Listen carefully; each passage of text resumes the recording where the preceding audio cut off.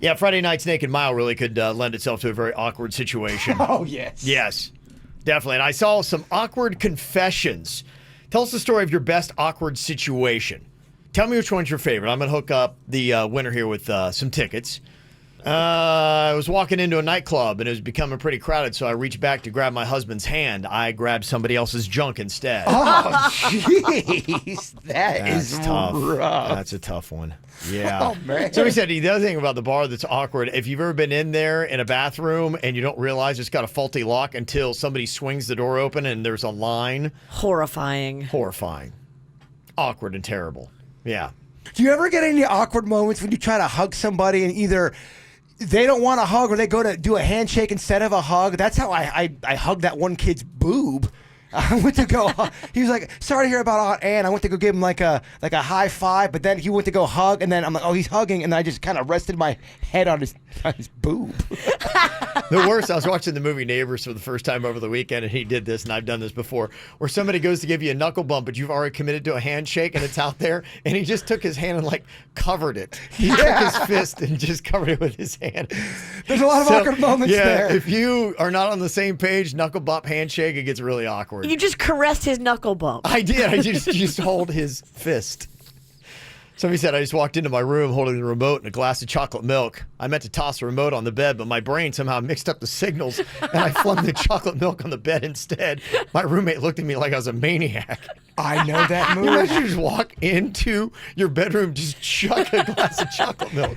I can see that happening if you have things on your mind. What are you doing? Yes. What was it you said you did the other day, Jbird? I had a meal. I was the same kind of thing. I was on autopilot, and I had the meal in my hand, but I'm also doing laundry. So I take the meal that just got I have to go heat up. I throw that into the dryer, put the dryer on, and then I'm looking at it all over for my meal. I go, "Where's my meal?" Opening up the microwave, go, "Oh crap! I put my meal in the dryer."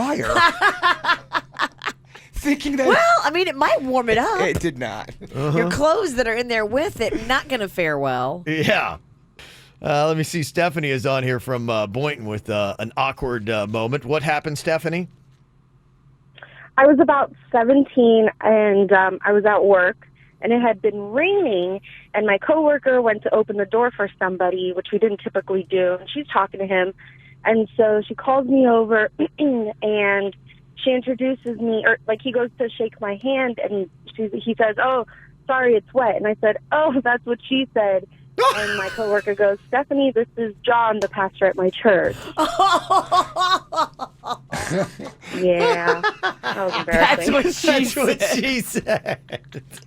Oh, that's pretty awesome. That's amazing. Hold on, Stephanie. I got to give you something. That's pretty good. The awkward moment when there's two with Kevin when he was we just got to Miami and they're introducing us to everybody and they're showing us everyone at different desks and Kevin goes, "Oh, you have a beautiful daughter."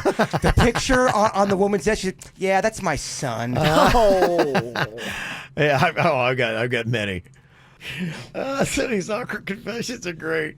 Oh, man. So he said I was in Taekwondo and the teacher was testing our ab strength and we had to sit in a crunch position while she walked on our stomachs. It was quiet when she stepped on my stomach. I let out a gigantic fart. Oh, that sucks. That's not your fault. Well, you're right. It's not their fault, right? It doesn't matter, though. I mean, you just wrecked the dojo. You wrecked the dojo. You're right.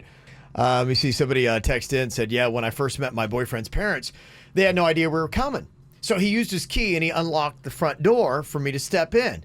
Well, I step into the living room and the door closes behind me. And I look and there I am standing in his parents' living room by myself and they're there watching TV.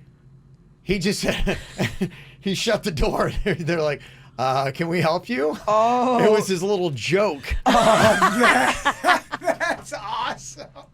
They're like, "What the hell?" That's pretty good. Can I help you? Hey, how's it going? Oh, man. Leslie said I was talking to a VP at work and I had to sneeze and I tried to hold it back and when I did, I farted.